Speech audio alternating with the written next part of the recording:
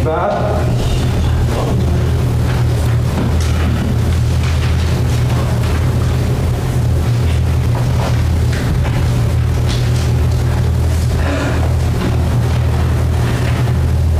One thing I learned many years ago in sermon writing was that the easier the topic, the more research is required, the more difficult it actually was to talk about. I mean, take the word gentleness. Everybody knows what gentleness is. We think of the 3-year-old little boy, and we tell him, no, you need to be gentle with your baby sister. We know what that means. We know what that looks like. We know what it looks like in life. So that's why it takes so much extra research in order for a preacher to bring something new to the table, something new. This is not a topic that I would choose to give a sermon about, but it happens to be a chapter in our book, so we're going to go with it. It did take a lot of research, and I think I came up with some things that might interest you, things that maybe you don't know, and we'll talk more about that in a minute. But let's start this morning by talking about the common misconceptions of what gentleness is not.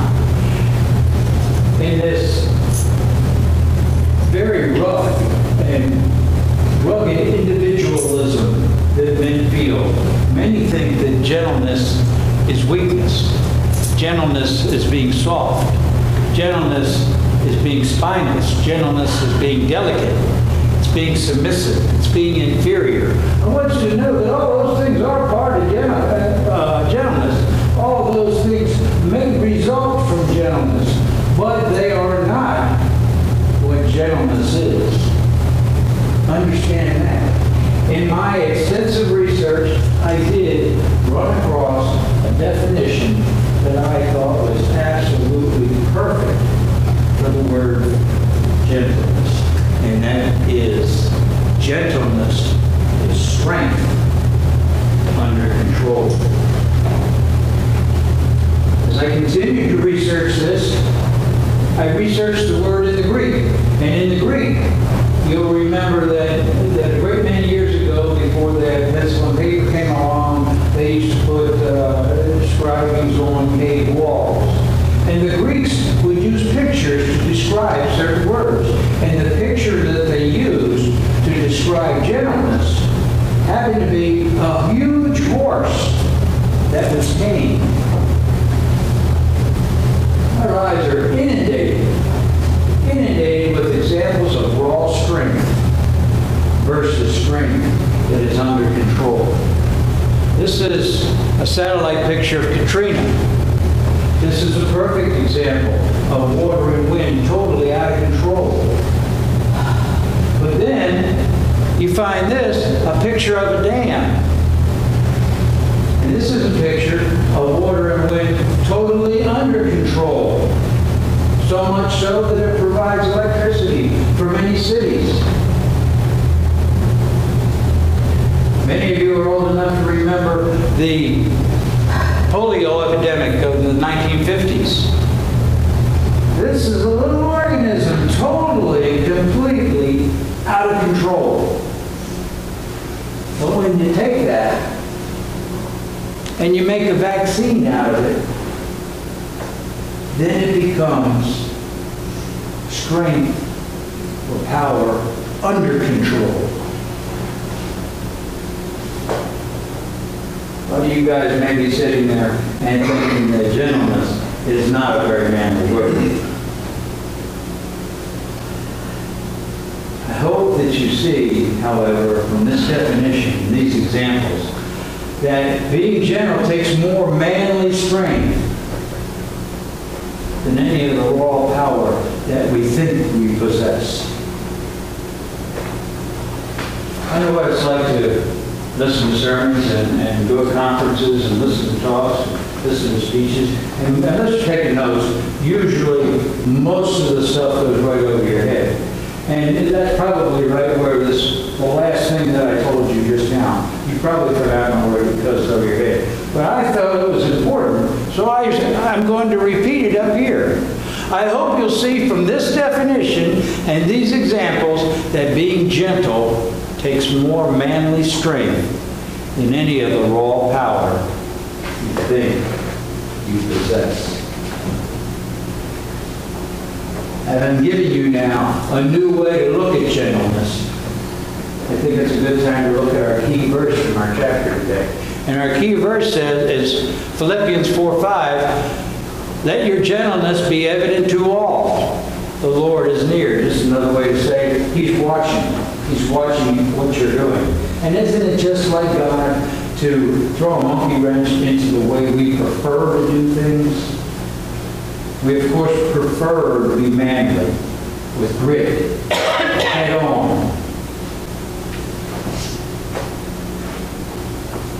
But God is saying, I want you to live your life confronting every situation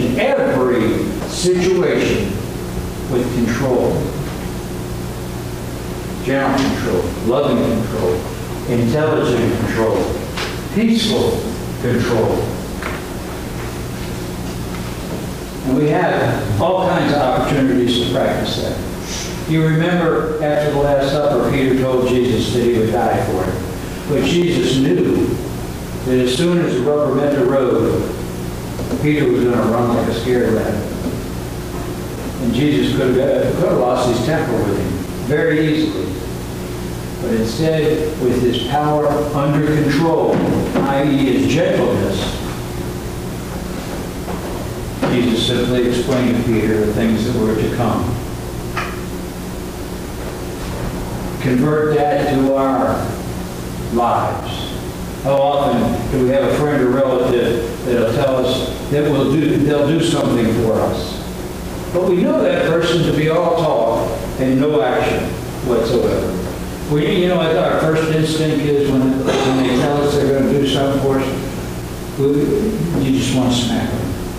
Say, you know you ain't going to show up. You know you ain't going to get it done. You know you ain't going to do it. However, power under control dictates that we explain to that person exactly how important this particular job is. And then thank them profusely for volunteering to do it. And then 3, to have a very definite plan B at the ready. That's strength under control. Power under control. And I need you ladies to understand that you are certainly not exempt from this sermon. You have every bit the temper that a man has. I know that.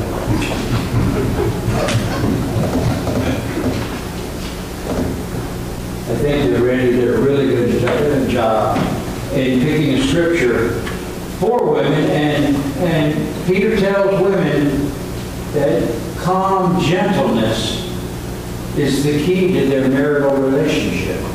And Peter used these words. He says, in the same way, you wives must accept the authority of your husbands.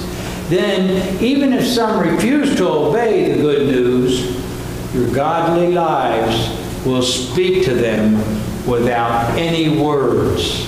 Hugely important. Your godly lives will speak to them without any words. They will be won over by observing your pure and reverent lives. This is how holy women of old made themselves beautiful. They trusted God and they accepted the authority of their husbands. This is like the perfect example of strength under control. It's also the perfect example of what I've been preaching on evangelism for years and years, right here. I've been telling you 2 common sayings, as a matter of fact, solidify this. And the sayings are, they know we will be Christians we are Christians by our love, preach the gospel always, if necessary, use words. We don't have to talk. We only have to be. We only have to show. We only have to act.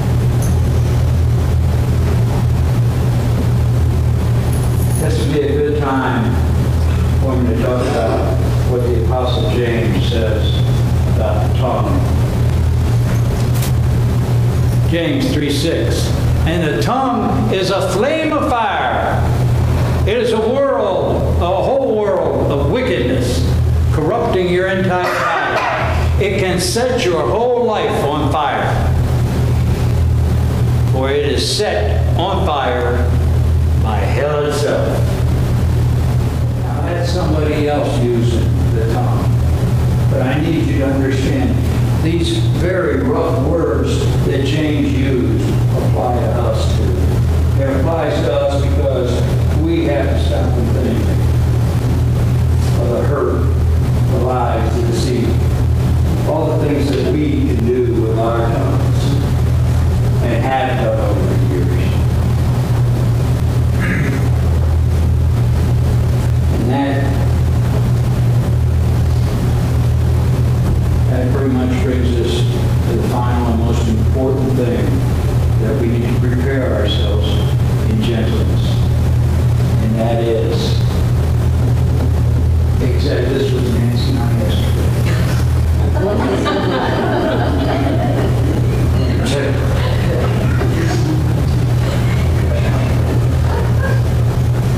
And I will say that I was extremely proud of Nancy and I yesterday. The pain in our stomach hurt. We wanted to vomit. But we remained gentle because our power was under control. In life, as we go through, we all know things are going to happen and we don't like. We all know that our spouse is going to disappoint us. We all know that at times our boss is going to rub us the wrong way. We all know that kids will disobey. Your friends will betray you. Even your church will fail you at times.